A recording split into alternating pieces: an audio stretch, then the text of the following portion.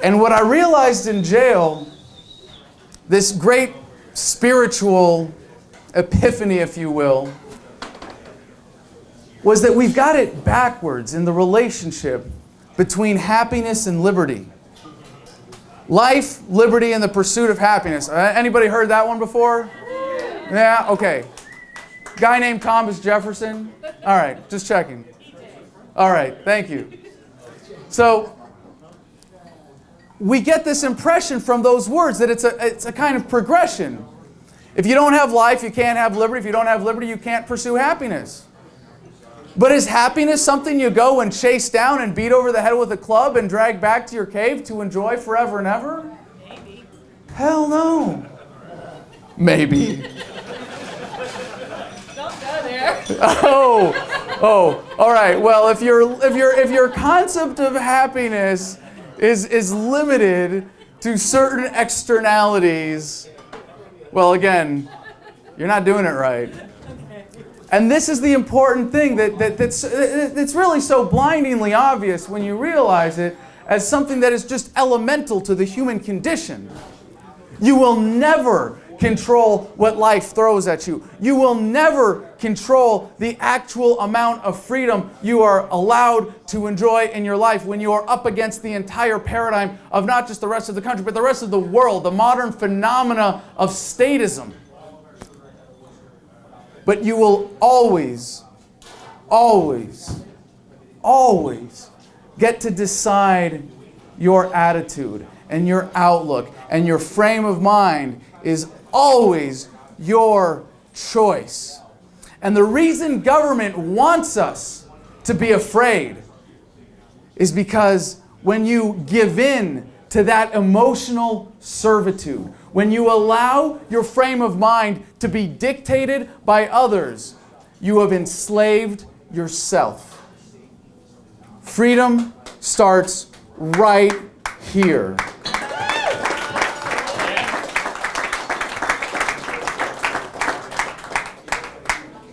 Happiness causes freedom.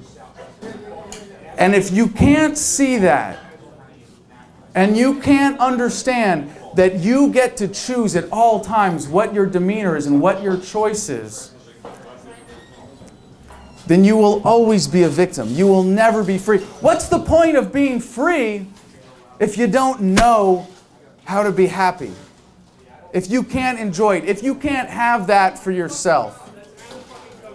So the other thing that I figured out while I was in jail was based on this idea that libertarians are uncompassionate.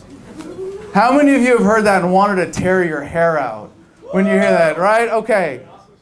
How the hell could the philosophy of universal nonviolence, of self-ownership, of the non-aggression principle, how could this possibly be uncompassionate? And you know what? There's actually something to that.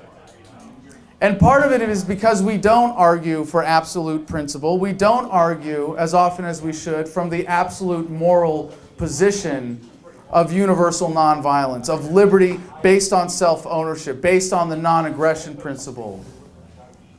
But also because we tend to ignore reality in the fact that so many people are committed to these systems based on violence. So many people are dependent for their daily sustenance on these systems based on violence. And if your answer is, well, we're going to have some minimal government after we have a collapse, and you say, oh, well, it's cool.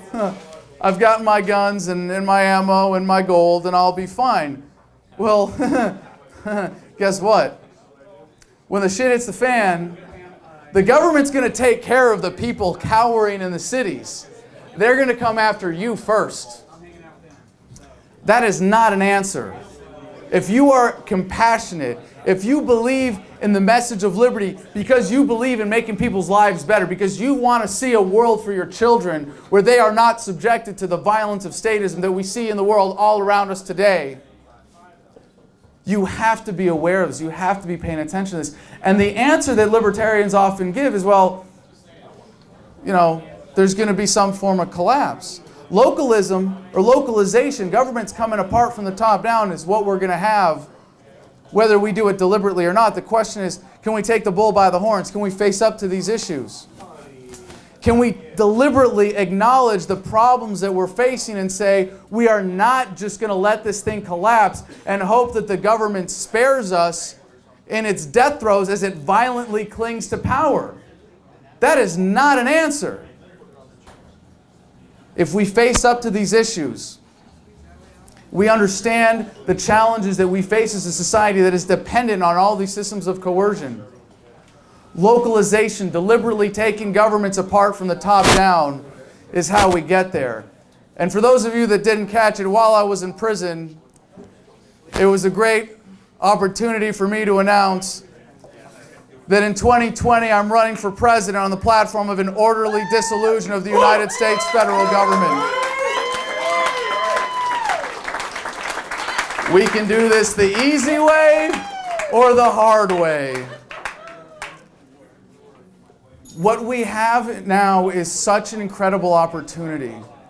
And one of the things that I love talking about on my show, and for those of you that know, when I got arrested, I was only sort of able to keep doing my podcast from jail over the jail phones, which was a lot of fun, but when you have to get hung up on every 15 minutes and you have guards listening, your production values kind of suffered. It was a unique challenge, especially for the people supporting me on the outside. But for all the challenges that I faced on the inside and dealing with government, my house was raided by a SWAT team. And by the way, this was the second time they sent more men after me than bin Laden. The other time was when I said I was going to smoke a joint in front of the White House. I counted. And when they raided my house, I actually had 2 helicopters. That's 1 more helicopter than they sent after bin Laden. My girlfriend at the time was in the shower on her period and was pulled out and forced to sit in her blood for hours while they ransacked my home, stole my firearms, and had me and all my housemates handcuffed on the floor, and I got roughed up a little bit. And then I was taken to the torture chamber in Fairfax County. I was in a cell where the lights were on for 24 hours a day. I had shorts and a t-shirt, and it was too cold to sleep. I had no mattress and no blanket, ants in my cell, and what for me was the starvation diet of 3 sandwiches a day. And then I got to solitary, and of course, I was in solitary for my own protection. Right.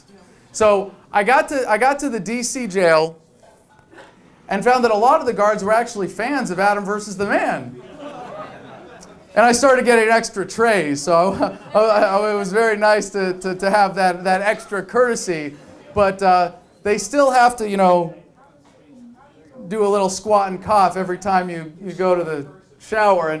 And the process is you walk up to the window, you strip down, you hand them your clothes, you squat and cough, they hand them back, you grab your shower gear behind you, they cuff you through the door, then they call back, open 23, and the door opens, and then you step outside and you lean against the wall and you get your legs shackled, and then you shuffle 20 feet down the hall into the shower cell, and they close the door and repeat the process in reverse for my own protection.